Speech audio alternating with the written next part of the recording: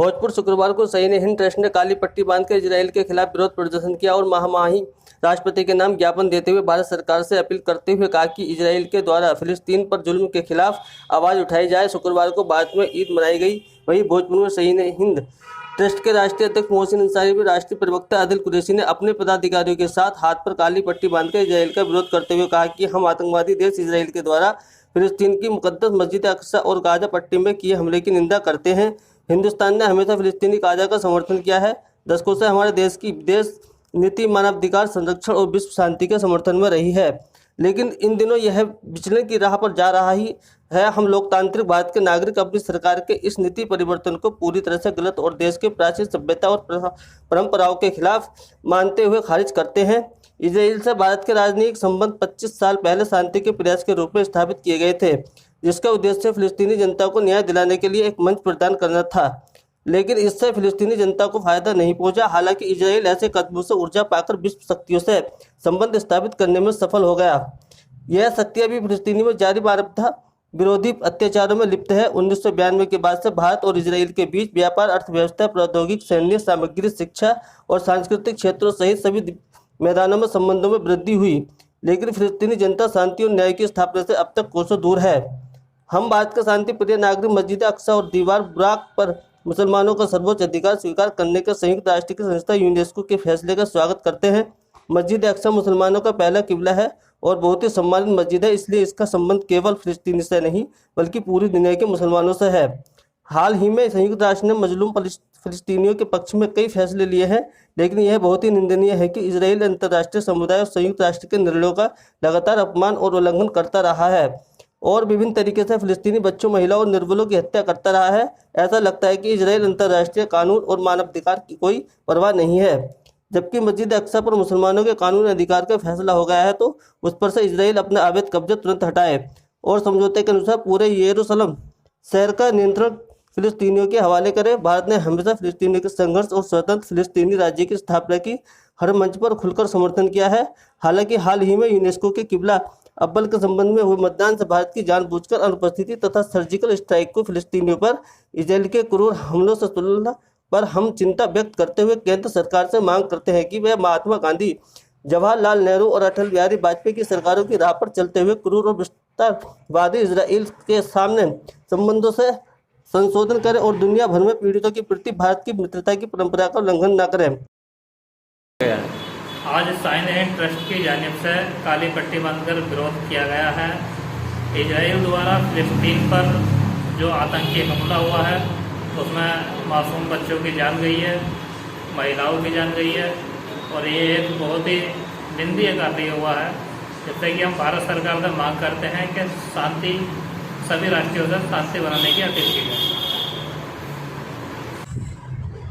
मासूम फ़िलिस्तीनियों के ऊपर इजराइल की नाजायज़ बमबारी और मासूम बच्चों, औरतों और बेगुनाह लोगों की मौत के खिलाफ हमने आज ईद के दिन काली पट्टी बांधकर विरोध प्रदर्शन किया है और भारत सरकार से ये मांग की है कि ये नाजायज़ हमले तुरंत बंद होने चाहिए।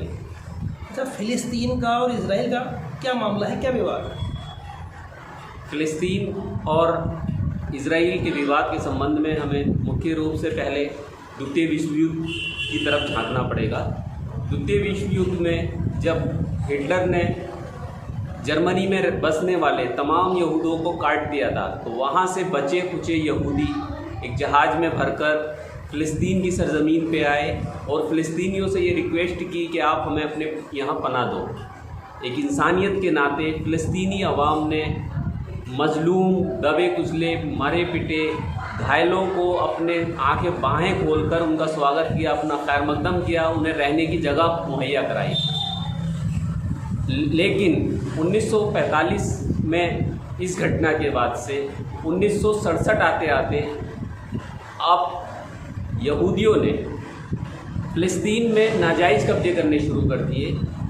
जब इस चीज़ का विरोध फ़िलिस्तीनियों ने करना शुरू किया कि हमने आपको आसरा दिया है, हमने आपको मदद दी है, तो उसके विरोध में उन लोगों ने अपनी फ़ौज तैयार की और उन मासूम फ़िलिस्तीनियों को मारना शुरू किया और उनकी पूरी आबादियों को ख़त्म करना शुरू कर दिया, जिसके संबंध में यूएन ने एक चार्टर घोषित किया 1967 तक जितने इलाके पे इजराइल कब्जा कर चुका था उतने इलाके को इजराइल को यूएन ने दे दिया, उसकी सुपुर्दगी में दे दिया। जबकि फ़िलिस्तीनियों की मांग थी, जब हमने इन लोगों को आश्रय दिया था 1945 का जो नक्शा रहा है फ़िलिस्तीन का, उस नक्शे के हिसाब से यूएन एरिया डिसाइड करे। लेकिन यूएन ने 1967 के हिसाब से एरिया डिसाइड किया, लेकिन इजराइल अपनी नापाक हरकतों से नहीं रुका और निरंतर वो फ़िलिस्तीनी आबादी को मारकर उनकी जगहों पर कब्जे करता रहा है। जो सिलसिला आज तक बदस्तूर जारी है।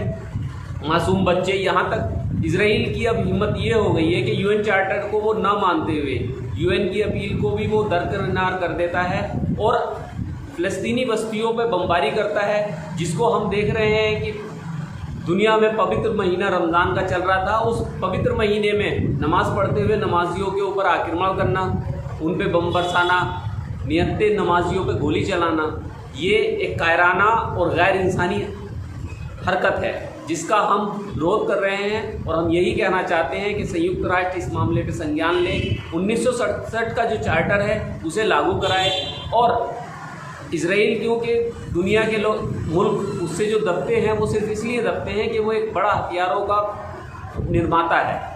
तो दुनिया अमन से चलती है। हम गांधी के मुल्क में बैठे हैं। गांधी दुनिया के लिए पीस, सिंबल्स ऑफ पीस है, शांति के सिंबल्स हैं। अहिंसा की बात करते थे और अपनी पूरी ज़िंदगी अहिंसा के लिए उन्होंने अपनी जान भी न्यौछावर अहिंसा के रास्ते पर चलते हुए दे दी। तो गांधी के देश से हम पूरी दुनिया को और यूएन को ये कहना चाहते हैं कि वो ये जो अहिंसक वारदातें इजराइल कर रहा है वो तुरंत बंद करे और यूएन चार्टर की, अगर वो यूएन की बात नहीं मानता है इजराइल, तो उसको फोर्सफुली ताकत के बल पे उसको रोके और ये कायराना हरकतें बंद कराएं। भारत सरकार से आप क्या चाहते हैं? क्या गांधी के देश में गांधी फ़िलिस्तीन के बड़े समर्थक थे और भारत की आज़ादी जब हमें मिली है तब गांधी जी का कथन था कि भारत की ये आज़ादी फ़िलिस्तीन की आज़ादी के बिना अधूरी है। तो उस बात को मैं आगे बढ़ाते हुए हम उसी रास्ते पे गांधी के चलते हुए ये कहना चाहते हैं कि भारत सरकार राष्ट्रपिता के उस कथन को संज्ञान में रखते हुए, ध्यान में रखते हुए इजराइल के साथ अपने सभी राजनीतिक संबंध खत्म करे और यूएन से ये अपील करें कि वो अन्य देशों से फोर्सफुल्ली ताकत के बल पर इजराइल की ये कायराना हरकत बंद कराएं और अगर वो ऐसा ना करे तो उस पर हमला करें और उस पर आर्थिक प्रतिबंध लगाएं।